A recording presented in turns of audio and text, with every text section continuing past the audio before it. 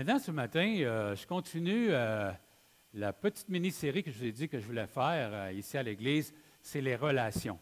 OK? Les relations interpersonnelles. C'est la chose essentielle dans une Église. On travaille ensemble, on vit ensemble. Ce matin, je prenais mon beau petit café avec les buns sur l'autre bord. C'était merveilleux. Je ne sais pas qui les a fait, là, mais c'était excellent. Alors, j'étais avec Jeannot, j'étais assis, puis c'est les relations. On peut faire des belles choses, on sert ensemble, mais c'est les relations. Puis la parole de Dieu nous encourage à vivre en paix. D'accord avec ça? Alors, elle nous encourage à vivre en paix. Et puis, aussi, ce qui est important de réaliser, c'est que la paix ne signifie pas qu'il n'y aura pas des conflits. OK? Souvent, des fois, quand on pense à paix, on dit qu'il ne faut pas qu'il y ait de conflits. Ce n'est pas vrai. Mais les conflits, on va être capable de les régler dans la tranquillité, dans la douceur. On est capable de s'asseoir. C'est ça qui est important. On se disait, moi puis Jeannot, il m'a fait un beau compliment. Il dit, je suis content de Noël qu'on s'est connus dans les années 80. Parce que moi puis Jeannot, on s'est connus à Sept-Îles. Hein? Et puis, dans le sens, il n'y a pas d'église parfaite.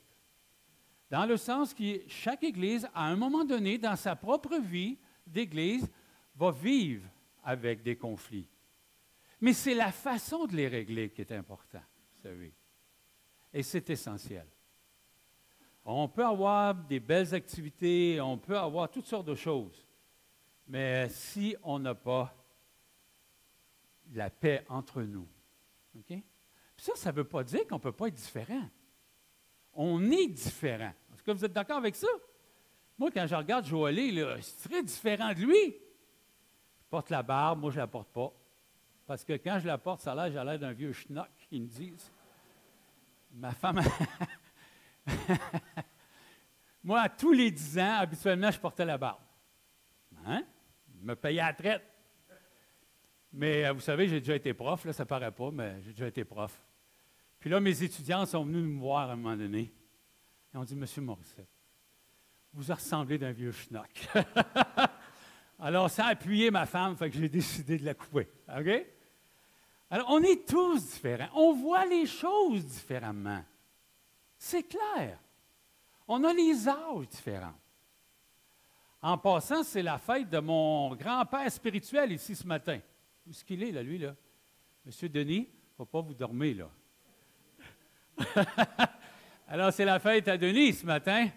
Il va avoir son premier chèque du fédéral la semaine prochaine. Yeah!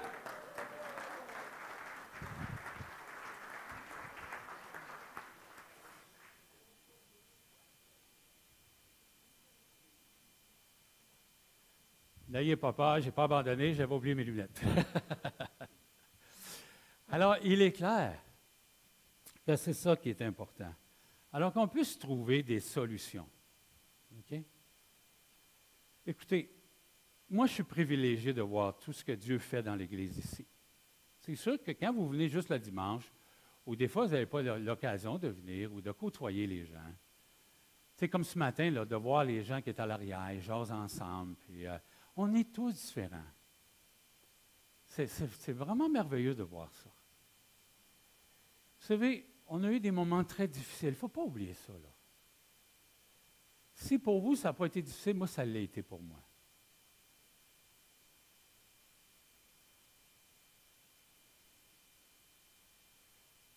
C'était pas évident, là, ce qu'on a vécu à partir du mois de... Moi, j'ai commencé, après mes vacances, en septembre 2017, ça a commencé par le tsunami. J'ai été pris dans la tempête, puis ça n'a pas arrêté. Ça n'a pas arrêté avant, je dirais, le mois de mars cette année.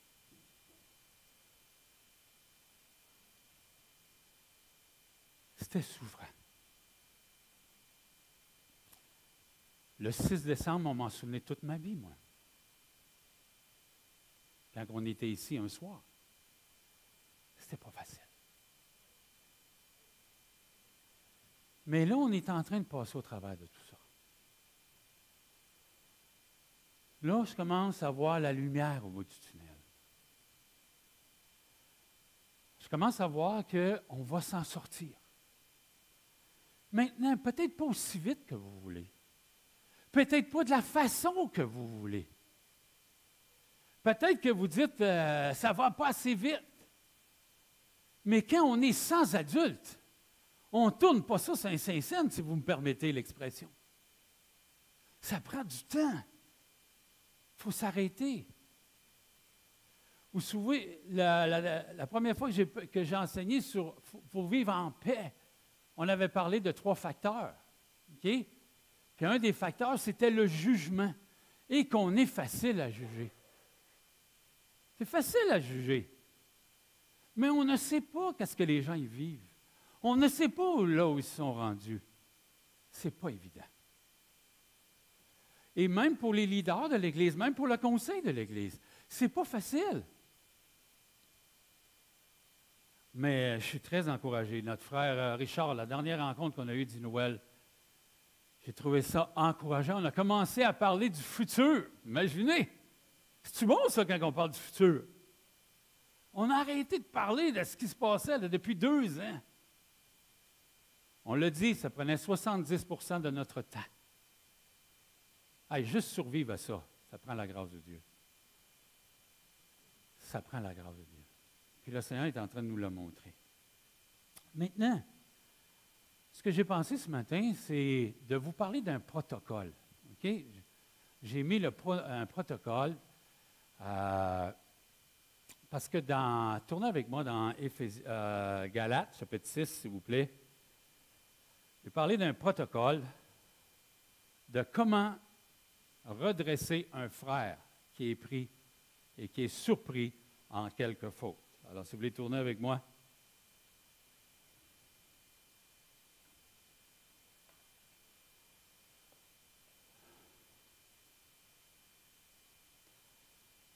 Alors, je l'ai appelé protocole parce que, vous savez, un protocole, c'est des recommandations, ce sont des règles qu'on doit faire. OK? Vous savez, je ne sais pas si vous avez déjà été, la plupart d'entre nous, on a été au moins une fois à l'hôpital. OK? Puis généralement, il y a un protocole. Je ne sais pas si vous avez remarqué, tout de suite, quand vous arrivez à l'hôpital, c'est quoi votre nom puis la raison pourquoi vous êtes ici? On vous met une super de belle petite jaquette. Ça vous dit quelque chose, ça? Alors, en passant, elle est bleue. Puis on sent les courants d'air là-dedans. OK? Puis là, on t'embarque sur un lit, puis on dit, là, on te passe de main. Il y a un protocole. C'est quoi votre nom? Vous êtes ici pourquoi?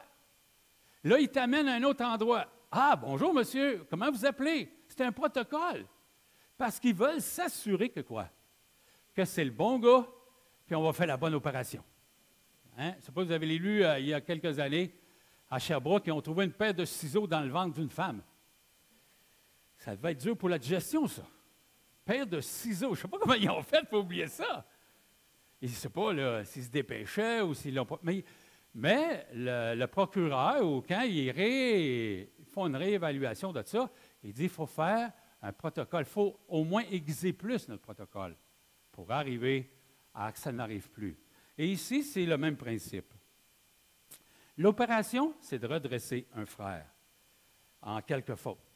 Alors, le mot ici, l'expression ou l'image de redresser, c'est quand même un terme qu'on utilise dans l'aspect médical aujourd'hui, c'est de remettre, c'est comme l'idée d'un bras qui a été cassé, puis on le remet à sa place. OK? Je ne sais pas si vous avez déjà arrivé, là, mais vous cassez le bras. Moi, ça m'est arrivé quand j'étais très jeune. Vous savez, j'étais dans une gang à Arthabasca, je viens d'Arthabasca, et puis j'étais avec Guy Lapointe. Est-ce qu'il y a des gens qui connaissent Guy Lapointe ici? Oui, les plus vieux. Alors, Guy était déjà destiné à devenir infirmier, parce que quand je me suis blessé, il me dit, Noël, je vais t'arranger ça, moi. Il m'a tiré sur le bras. Eh, mon... Il m'a achevé. J'ai été à l'hôpital, puis ils m'ont redressé le bras. Là, ils m'ont sorti de là avec un plâtre. OK? Alors, c'est ça l'idée. C'est qu'un frère est pris et surpris en quelque faute, c'est qu'on va remettre sur le bon chemin. Maintenant, c'est quoi les recommandations que l'apôtre Paul nous dit? La première des choses, qu'est-ce qu'il nous dit?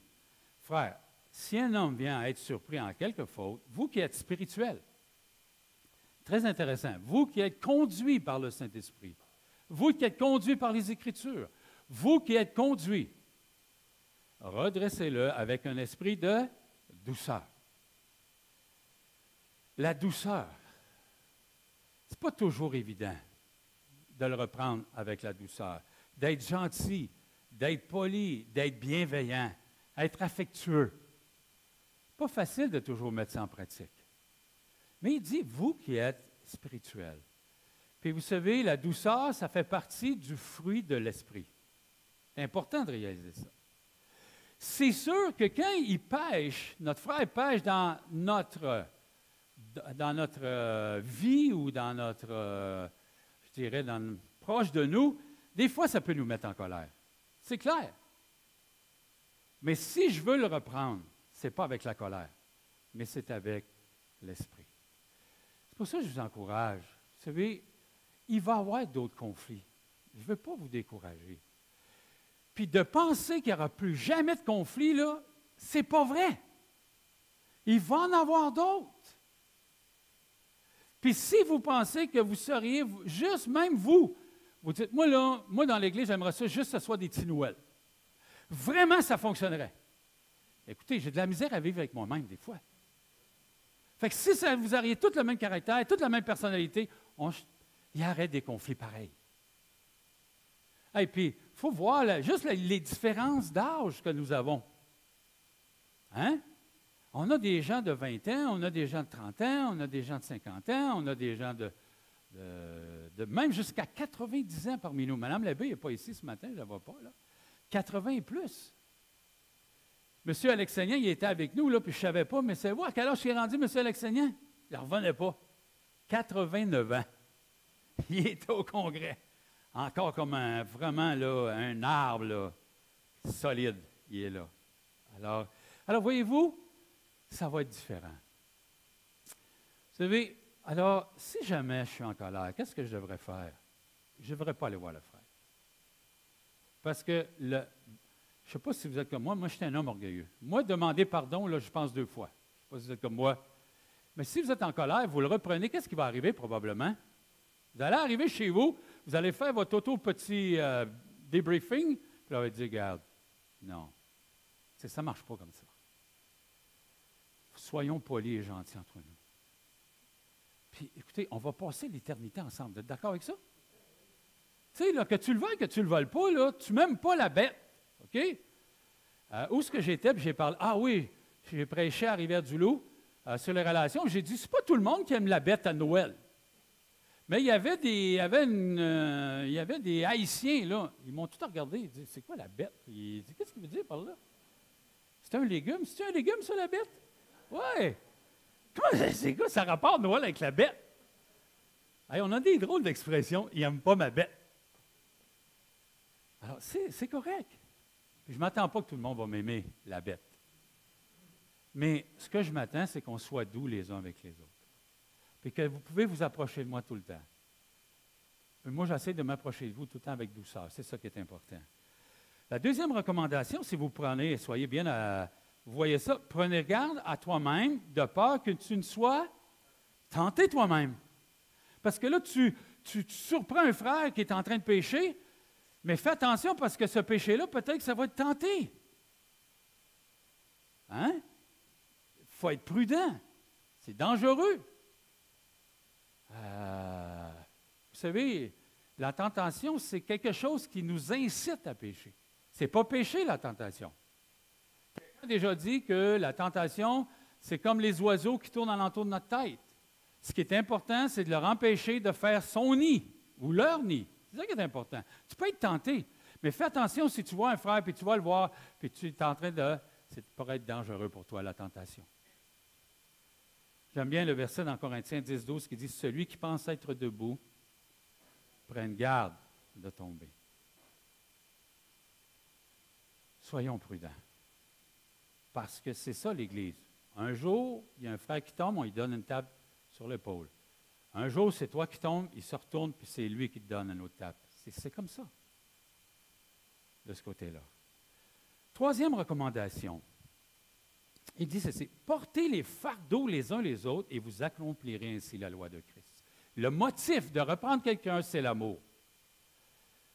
Et la démonstration de l'amour, c'est de porter des fardeaux, d'être capable d'être à côté. Parce que vous savez, la vie, ce n'est pas toujours facile. Il y a toutes sortes de problèmes qui arrivent dans nos vies. Des difficultés, des crises familiales, des difficultés financières, la dépression, la maladie, on peut toutes les passer. Mais ce que Dieu nous demande, si j'aime mon frère, c'est d'être à côté de lui et de porter les fardeaux. Vous savez, fardeau, ça veut dire que c'est lourd. C'est ça que ça veut dire. Quand je lisais ça, vous savez, peut-être vous me voyez un matin, là, mais j'ai déjà participé à un concours de brouettes avec des poids dedans. Tu sais, comment on appelle ça? Là? Il y a le concours de la brouette, ou je ne sais pas trop. Hey, c'est pesant. Je suis arrivé à 1200 livres sur la brouette. C'est quand même quelque chose. OK? Mais à 1200 livres, c'est un fardeau. J'aurais aimé ça qu'on ait chacun le côté. Mais le concours, c'est que tu lèves ça. Je l'ai levé. Mais ça a resté là. Ça tombe à terre. Mais le pire, c'était pas ça. J'ai marché pendant 3 semaines de même. Hey! Le concours de la brouette, là, c'est tough. Mais j'aurais aimé ça, que quelqu'un puisse m'aider, mais ce n'est pas ça le truc. Le truc, c'est un concours d'hommes forts. Tu prends la brouette et tu l'amènes. Alors, c'est ça qu'on a besoin. Au lieu de juger notre frère, pourquoi qu'on ne prierait pas avec lui? Pourquoi qu'on ne dirait pas, regarde, on peut t'aider dans ce sens-là? 4e recommandation maintenant. Les versets 3, 4, 5, je dirais que à partir de là, c'est l'obstacle qui fait, c'est l'obstacle qui nous empêche d'intervenir pour redresser un frère, c'est l'orgueil. Et ça, l'apôtre Paul, il comprenait ça. L'être humain, il connaît ça très bien. Alors, Paul nous donne 3 façons d'éviter l'orgueil ici. Premièrement, les pensées. Il dit, si quelqu'un pense être quelque chose, si tu penses que tu es quelqu'un, si tu penses là, que tu as des titres, si tu penses que tu es arrivé, qu'est-ce qu'il nous a dit? Quoi qu'il en soit rien, il s'abuse de lui-même. C'est intéressant de voir ça. Quand on reprend quelqu'un ou qu'on voit quelqu'un puis on veut lui parler, il faut reconnaître là où on est. On a des pensées erronées. Parce que nous, on pense qu'on a le contrôle dans ce domaine-là, on pense qu'on peut être plus haut que le frère. Mais non, on a des problèmes dans d'autres domaines. C'est ça le problème. Puis j'ai trouvé ça intéressant dans la traduction que j'ai, il dit « il s'abuse lui-même ». On parle de plus en plus d'abuseurs. Est-ce que vous avez, je ne sais pas si vous suivez les nouvelles. Bien, on est des abuseurs de nous-mêmes. On s'abuse de nous-mêmes. Et ça, je pense que c'est vraiment là, il faut revenir à la base. Vous savez, il faut revenir de savoir qui on est. Un jour, je ne sais pas si c'est vrai ou pas, mais l'histoire de Mohamed Ali. Vous connaissez tous Mohamed Ali? Alors, Mohamed, il était dans un avion, puis il a refusé de boucler sa ceinture dans un avion. Et il dit, Superman, lui, c'était le champion du monde, Superman n'a pas besoin de s'attacher dans un avion. C'est ça que c'est dit. L'hôtesse lui dit, Superman n'a pas besoin d'avion. C'était bon, hein?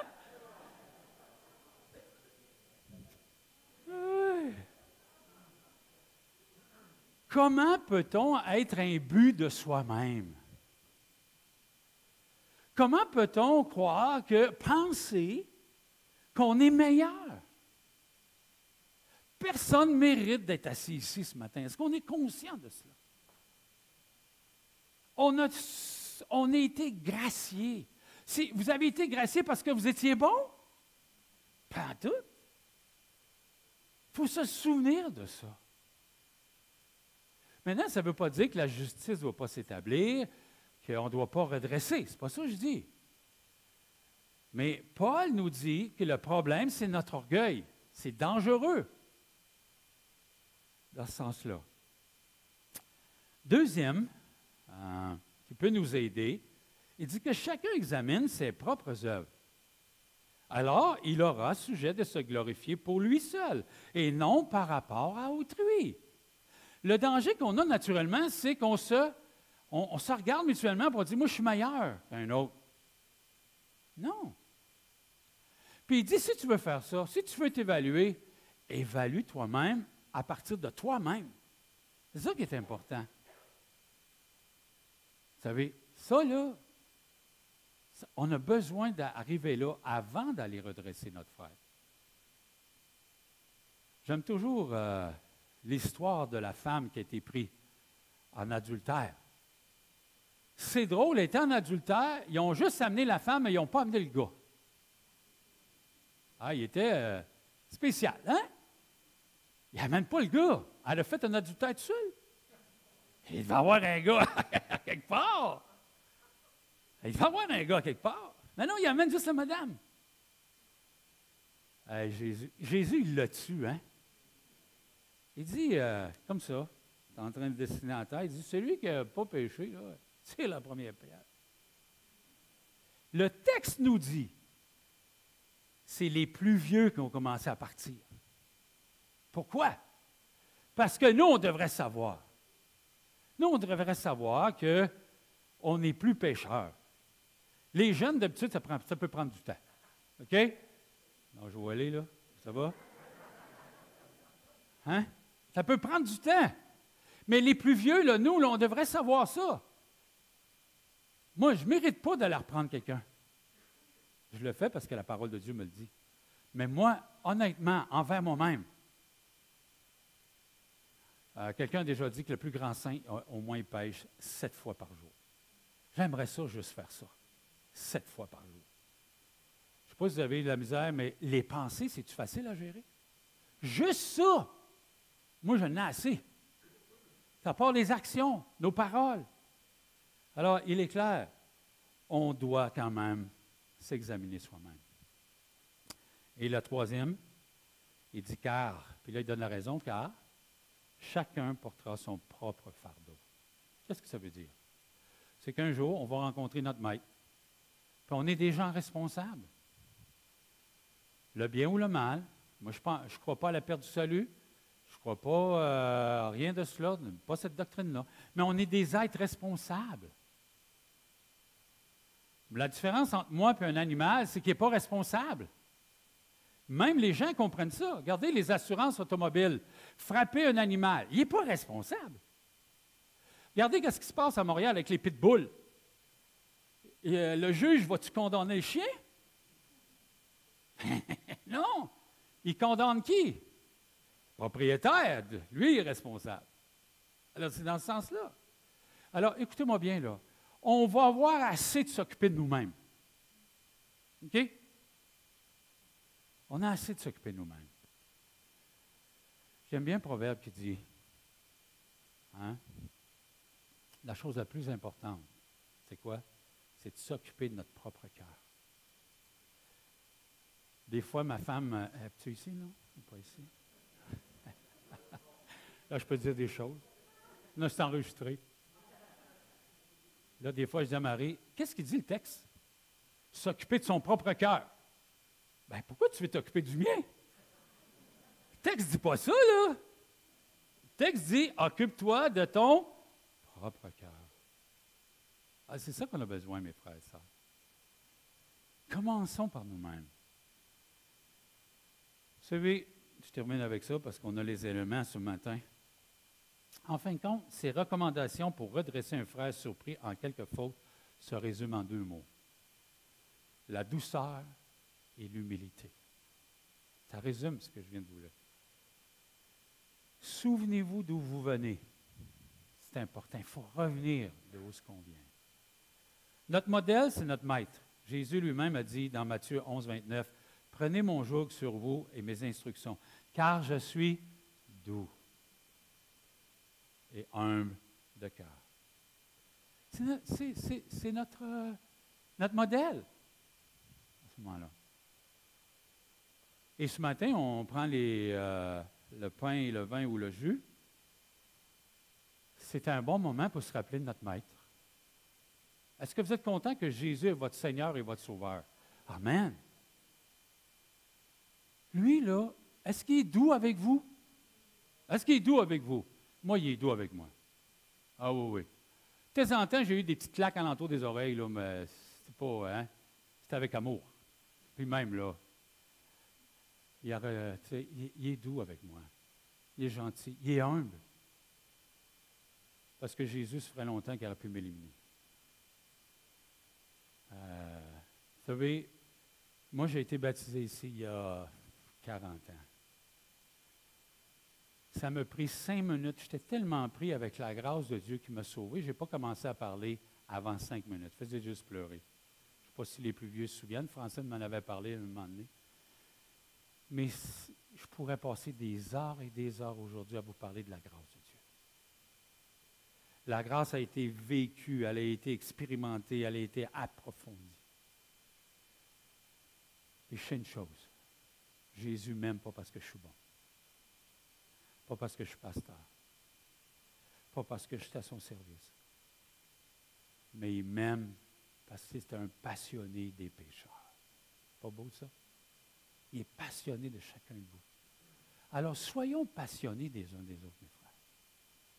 On est là pour investir. La plus grande chose que vous pouvez amener de ce monde, c'est l'investissement dans nos frères et dans nos sœurs. Vous n'amèneriez rien d'ici. Hein? Je vais le dire à mes enfants, je vais mourir pauvre. Ben, je vais avoir une petite assurance pour pas qu'il y ait besoin de payer pour moi. Mais des fois, je taquine des fois des chrétiens, puis je dis, tu sais, le bateau que tu ne voulais pas acheter, là. Quand eux vont voir l'argent là, en héritage, qu'est-ce que tu penses qu'ils vont faire avec ton argent? Hein? Ils vont acheter le bateau, eux autres. Oh, merci, mais! S'ils disent, même des fois, ils nous oublient. Alors, ce matin, je vais inviter Christian et Barbara pour nous aider à passer les éléments